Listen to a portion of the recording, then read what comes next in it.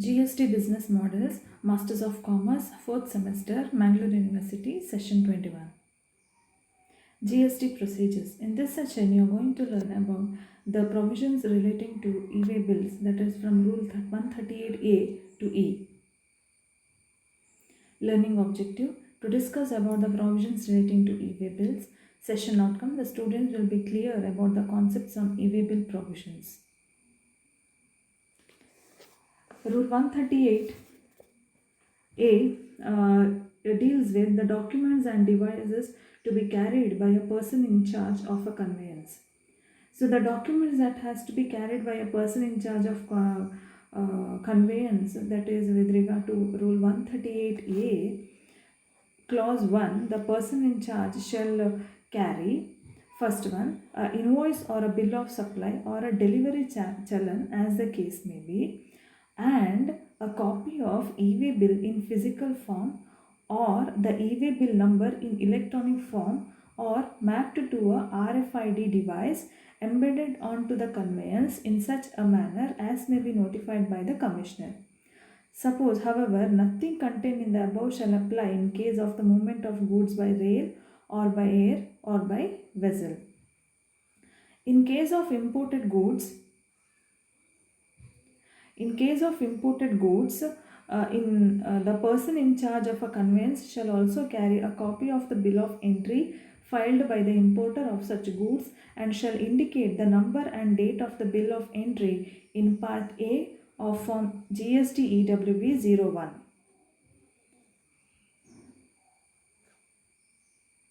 Next is with regard to Rule 138A, Clause 2 deals with uploading of the tax invoice for verification.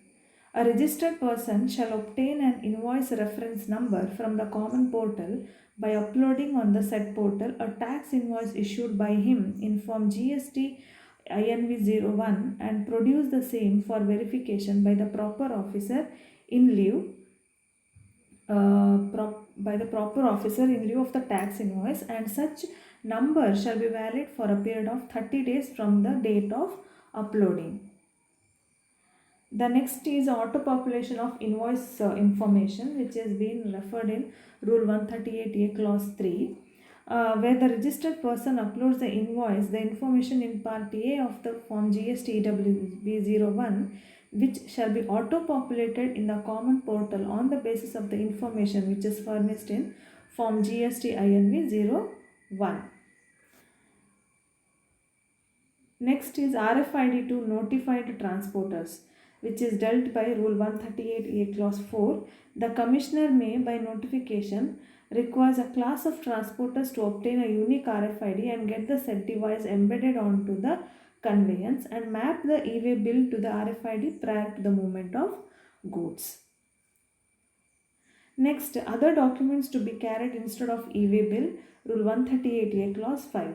So, notwithstanding any contained, which is suppose if you are not going to carry any e-way bill, there is no e-way bill, then where the circumstances so warrant, the commissioner may, by notification, require the person in charge of the conveyance to carry the following documents instead of e-way bill.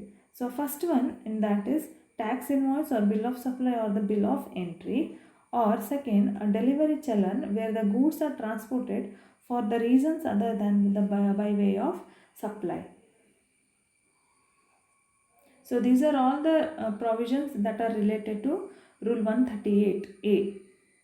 Next, verification of documents and conveyances, which is being dealt by Rule 138B.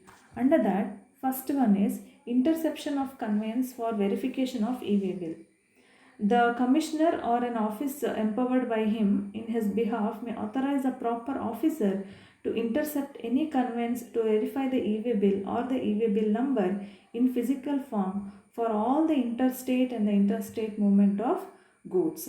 Second one is installation of RFID readers. The commissioner shall get the RFID readers installed at places where the verification of the movement of goods is required to be carried out, and verification of movement of vehicles shall be done through such device readers where the e-way bill has been mapped with the said device. And next, third is a physical verification of the conveyance. The physical verification of conveyances shall be carried out by the proper officer as authorized by the commissioner or an officer that is empowered by him on his behalf. However, on receipt of the specific information on evasion of tax, physical verification of specific conveyance can also be carried out by any officer after obtaining any necessary approval of the commissioner or an officer authorized by him in his behalf. So these are all related to Rule 138B with regard to verification of documents and conveyance, where a proper officer will be allotted for the interstate and intrastate movement of goods, and for certain vehicles where the RFID readers will be attached so that they will be mapped everywhere. And next is with regard to physical verification of conveyances. So suppose if they find if there is any evasion of tax, then physical verification of the goods shall be carried out. Next is with regard to the with regard to Rule 138C, inspection and verification of goods. Under that, first one is e-recording of summary report of inspection of goods. So here, a summary report of every inspection of goods in transit shall be recorded online by the proper officer in Part A of Form GST EWB 03 within 24 hours of the inspection, and the final report in Part B of the Form GST EWB 03 shall be recorded within 3 days of such inspection. So, however, where the circumstances so warrant, the commissioner or any other officer authorized by him may, on sufficient cause being shown, extend the time for recording of the final report in Part B of Form GST EWB 03 for further period not exceeding 3 days. The period of 24 hours, or as the case may be, 3 days shall be counted from the midnight of the date on which the vehicle was intercepted. And next is one-time physical verification of conveyances in state. Where the physical verification of goods being transported on any conveyance has been done during the transit at one place within the state or any other state, no further physical verification of the said conveyances shall be carried out again in the state unless a specific information relating to evasion of tax is made available subsequently. The hard copies of the notices or orders issued by a tax authority may be shown as proof of initiation of action by a tax authority by the transporter or registered person to another tax authority as and when required. So, only such goods or conveyances shall be detained or confiscated in respect of which there is a violation of the provisions of the GST Acts or the rules made. Rule 138D deals with the facility for uploading the information regarding the detention of vehicle. Suppose where a vehicle has been intercepted and detained for a period exceeding 30 minutes, then the transporter may upload the said information in Form GST EWB 04 on the common portal. So suppose if transported by railways, or if it is given transportation of goods by railways, transport of goods by rail and movement of goods by rail does not include the cases where leasing of parcel space by railways takes place.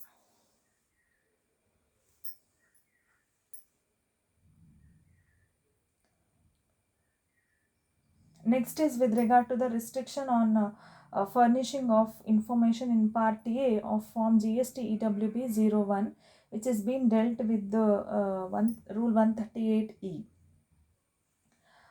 Restriction on furnishing of information in Part A of Form GST EWB 01 with effect from 21st November 2019, no person, that is including a consignor or consignee, transporter, an e-commerce operator, or as a courier agency, shall be allowed to furnish the information in Part A of Form GST EWB 01 in respect of a registered person, whether as a supplier or a recipient, who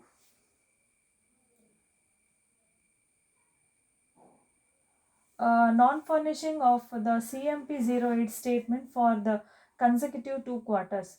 So, being a person paying tax under Section 10 or availing the benefit of this one, what is that, notification number 2/2019 CT rate and dated 7th March 2019 has not furnished the statement in Form GST CMP 08 for consecutive 2 quarters, or non-furnishing of GSTR 3B returns for consecutive 2 months, being a person other than a person specified in clause A has not furnished the returns for the consecutive period of 2 months.